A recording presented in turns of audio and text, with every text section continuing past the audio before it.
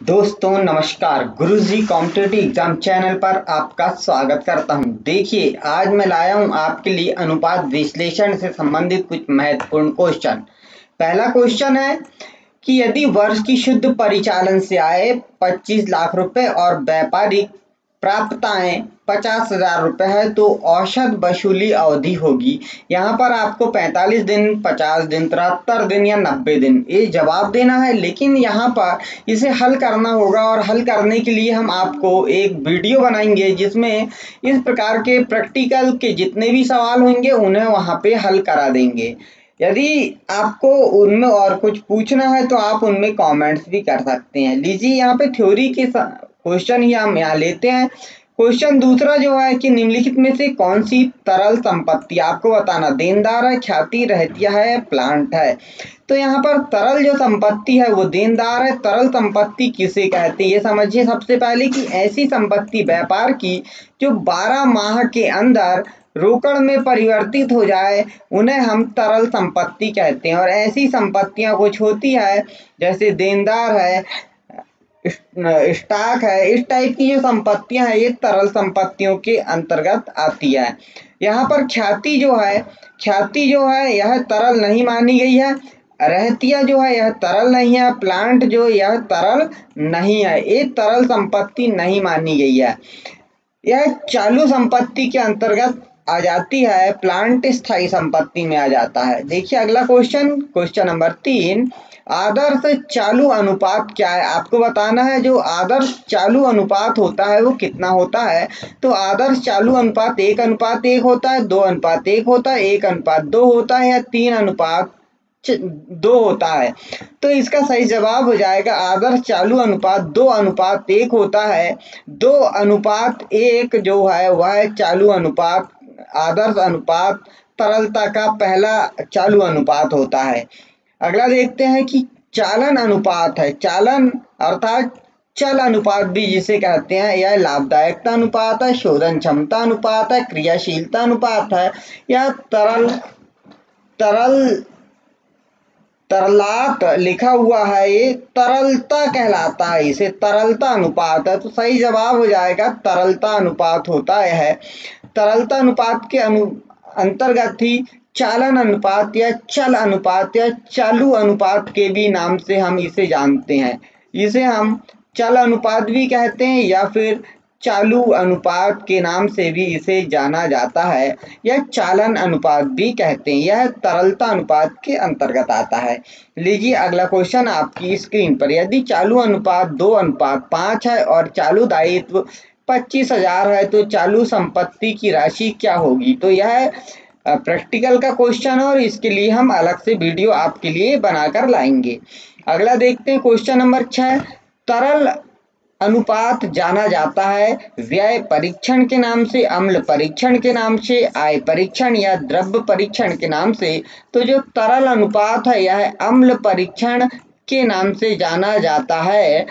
और अगला क्वेश्चन आपकी स्क्रीन पर ये रहा कि तरल अनुपात जाना जाता है वही अम्ल परीक्षण दोबारा टाइप हो गया है।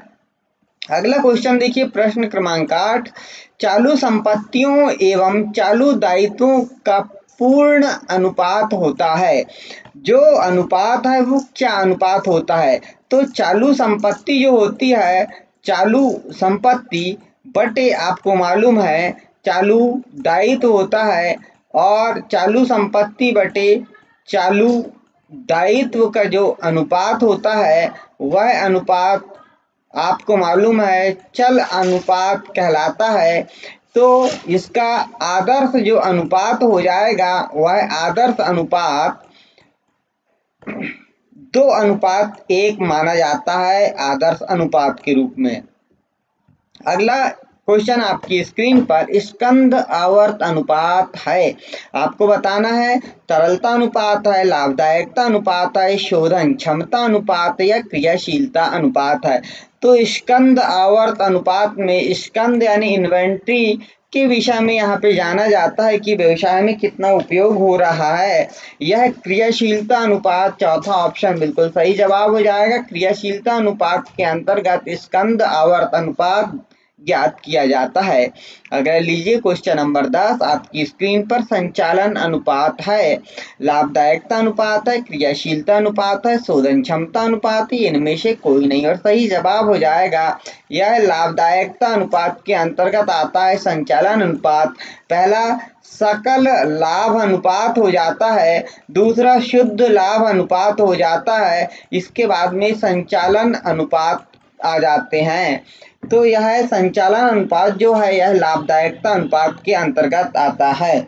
अगला लीजिए आपकी स्क्रीन पर, ये रहा अगला क्वेश्चन।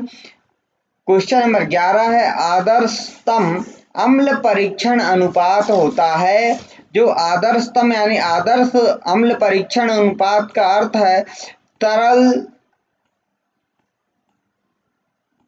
तरल अनुपात जो है, यह तरल अनुपात का आदर्श रूप क्या कहलाता है, तो 1:1 तरल रूप कहलाता। देखिए तरलता अनुपात जो होते हैं इनमें पहला होता है चालू अनुपात, और चालू अनुपात का आदर्श अनुपात 2:1 होता है। दूसरा इसमें आता है तरल अनुपात, और यह तरल अनुपात होता है 1:1 आदर्श अनुपात।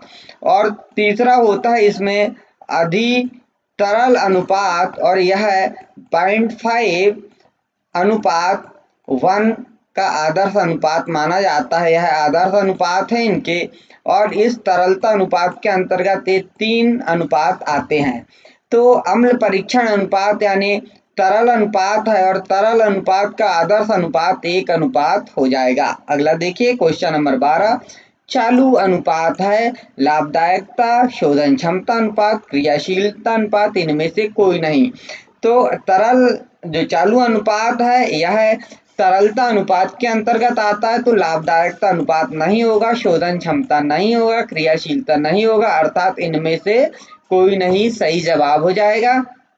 अगला क्वेश्चन आपकी स्क्रीन पर, यदि चालू 2:5 है और चालू दायित्व की राशि 25,000 है, तो चालू संपत्ति की राशि क्या है? यह प्रैक्टिकल का क्वेश्चन हम हल कराएंगे आपको अगले वीडियो में।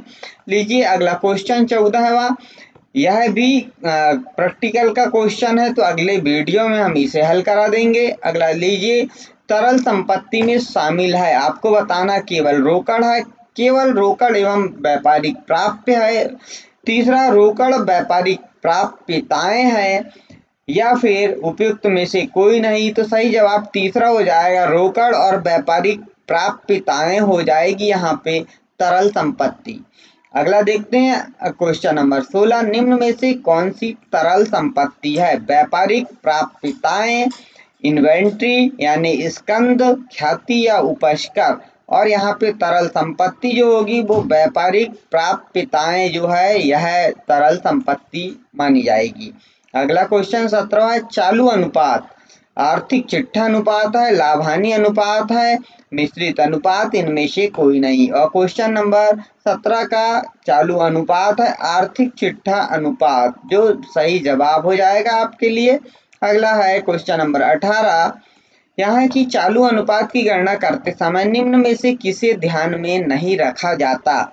व्यापारिक प्राप्ताएं, व्यापारिक देयताएं, उपस्कर या बैंक अधिविकर। तो चालू अनुपात जब हम ज्ञात करते हैं तो उसमें व्यापारिक प्राप्यताएं भी रखते हैं, व्यापारिक देयताओं का भी ध्यान रखा जाता है, बैंक अधिविकर को भी रखा जाता है, लेकिन उपस्कर स्थायी संपत्ति है इसे ध्यान में नहीं रखा जाता। सही जवाब हो जाएगा तीसरा, उपस्कर।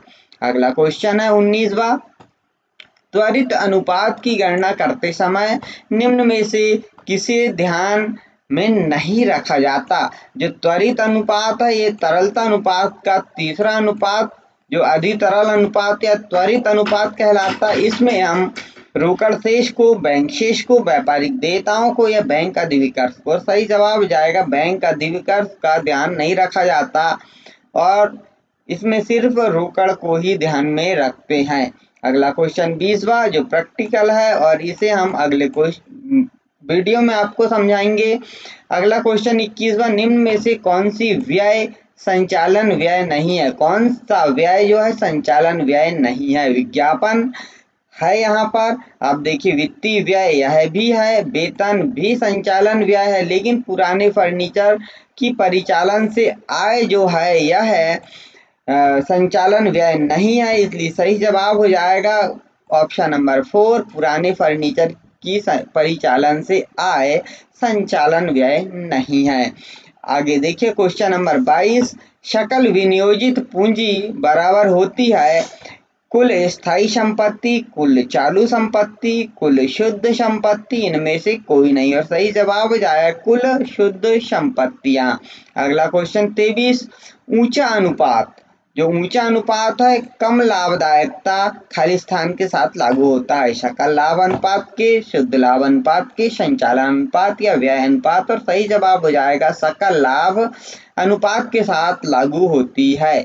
अगला क्वेश्चन 24, निम्न में से कौन सी मद संचालन व्यय नहीं है, आपको बताना है संचालन व्यय नहीं है, संचालन में वह व्यय नहीं मानी जाती, वेतन संचालन व्यय है, डाक संचालन व्यय है, ब्याज, जो ब्याज है यह संचालन व्यय नहीं माना जाता, क्योंकि ब्याज बैंक द्वारा लिया दिया जाता है, व्यापार को संचालन करने से इसका कोई संबंध नहीं होता, इसलिए यह संचालन व्यय नहीं है। अगला, प्रति अंश अर्जन की गणना करने के लिए शुद्ध लाभ को खाली स्थान से भाग दिया जाता है, क्षमता अंशों की संख्या से, पूर्वाधिकार अंशों की संख्या से, दोनों प्रकार की संख्या से, उपयुक्त में से कोई नहीं, और सही जवाब हो जाएगा क्षमता अंशों की संख्या से भाग दिया जाता है। क्वेश्चन नंबर 26, विनियोग पर प्रत्यय खाली स्थान के बीच का अनुपात है शुद्ध लाभ एवं विनियोजित पूंजी, परिचालन से आय एवं लाभ, परिचालन से आय एवं विनियोजित पूंजी, और चौथा उपयुक्त में से कोई नहीं, तो सही जवाब हो जाएगा विनियोग पर प्रत्यय शुद्ध लाभ एवं विनियोजित पूंजी के बीच का अनुपात है। क्वेश्चन नंबर 27, विनियोग पर प्रत्यय की गणना की जाती है, जो विनियोग है उस पर प्रत्यय की गणना की जाती है अंशधारियों के विनियोग पर, कार्यशील पूंजी पर, स्थायी संपत्ति पर, इनमें से कोई नहीं, तो विनियोग पर प्रत्यय की गणना कार्यशील पूंजी पर की जाती है। अगला क्वेश्चन है, तरलता का सर्वाधिक कठिन परीक्षण खाली स्थान है, चालू अनुपात है, अम्ल परीक्षण है, आवर्त अनुपात है या निरपेक्ष अनुपात, और सही जवाब अम्ल परीक्षण अनुपात सबसे कठिन परीक्षण अनुपात होता है। अगला क्वेश्चन 29, चालू अनुपात में वृद्धि हो सकती है चालू संपत्तियों के अधिलेखन से, चालू दायित्वों के अधिलेखन से, चालू संपत्तियों के अल्पलेखन से, चालू दायित्वों के अल्पलेखन से, तो यहाँ वृद्धि की बात है इसलिए अल्पलेखन तो गलत हो गया, अधिलेखन में ही है, तो चालू अनुपात में वृद्धि तब होगी जब संपत्ति में वृद्धि होगी, यानी अधिलेखन से, तो ऑप्शन पहला सही जवाब हो जाएगा। अगला देखिए और अंतिम क्वेश्चन है कि सामान्यतः किस अनुपात की गणना समय यानी गुणा में की जाती है, जिसे हम बार के रूप में हम यहाँ दर्शाते हैं, तो वह लाभदायकता अनुपात है, क्रियाशीलता अनुपात है, वित्तीय स्थिति अनुपात, इनमें से कोई नहीं है, और सही जवाब हो जाएगा क्रियाशीलता अनुपात के नाम से जाना जाता है, और इसी में हम आवर्त निकालते हैं या गुना में इनकी गणना करते हैं। तो यह वीडियो आपको कैसा लगा आप हमें बताएं कमेंट्स में, और अपने दोस्तों को यह वीडियो अधिक से अधिक शेयर करें जिससे उन्हें भी फायदा हो सके।